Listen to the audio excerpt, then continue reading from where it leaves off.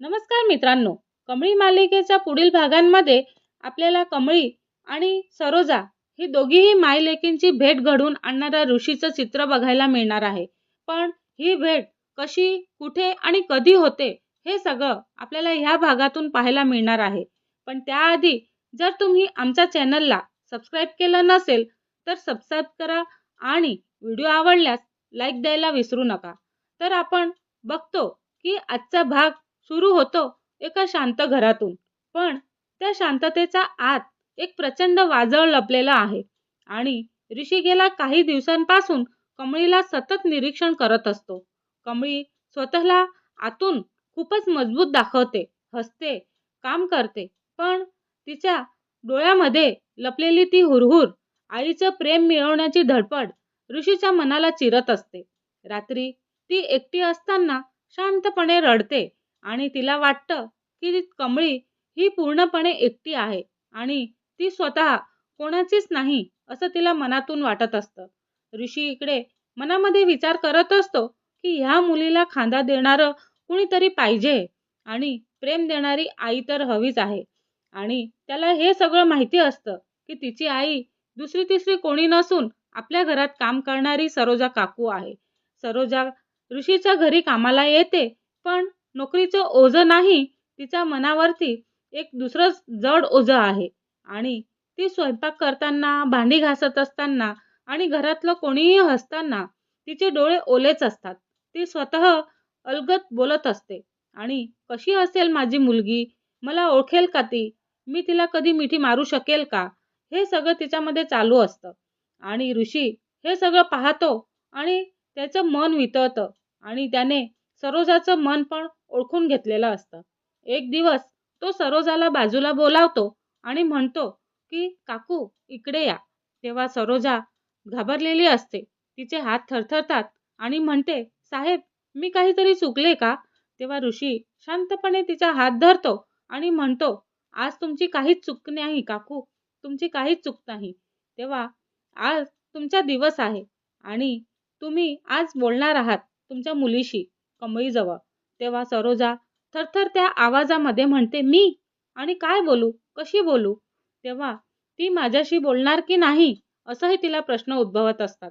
ऋषी phone सरोजाच्या हातामध्ये देतो आणि एक शब्द बोला, बाळा, आणि बाकी शब्द आपोआप बाहेर येतील असं तो म्हणत असतो सरोजाला. सरोजाच्या डोळ्यातून अश्रू गळतात आणि फोन हातामध्ये असतो आणि हात थरथरतो. त्याच वेळी दुसऱ्या बाजूला इकडे कमळी हॉस्टेलमध्ये टेबलवरती अभ्यास करू पाहते, पण लक्ष तिचं लागत नसतं आणि मनात खूपच रिकामेपणा वाटत असतो.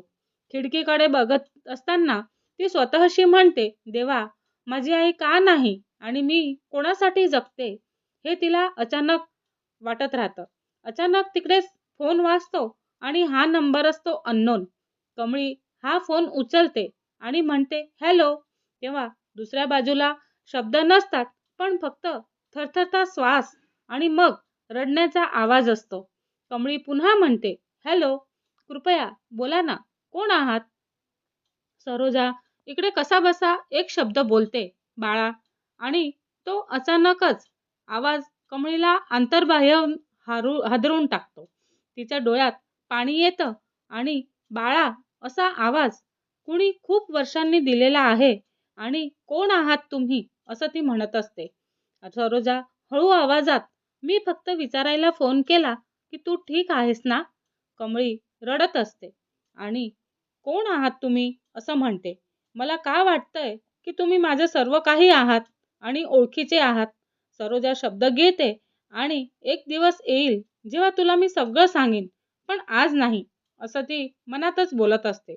कमळी त्यांना विनवते आणि म्हणते, कृपया कट करू नका, मला हा आवाज जीवाला जवळ वाटत आहे. पण सरोजा फोन खाली ठेवते आणि तिला रडू फुटतं. कमळी फोन हृदयात दापून इकडे बसलेली असते आणि रडत असते आणि म्हणते, देवा, हा आवाज कुणाचा आहे? मला का वाटत आहे की मी यांना ओळखते. दुसरीकडे ऋषी सरोजाला सांत्वन देतो आणि तू पहिला पाऊल टाकलास ना, आता पुढचं मी सांभाळून घेईल काकू असं म्हणत ऋषी तिला सांत्वन करत असतो. हे संभाषण रागिनी स्वयंपाकघरातून ऐकत असते. तिच्या चेहऱ्यावरती विषारी स्मित फुटतं आणि हाच खेळ चाललेला आहे. सरोजा परत आली आणि कमळीला मिळवण्यासाठी राजनलाही तिची आठवण येते.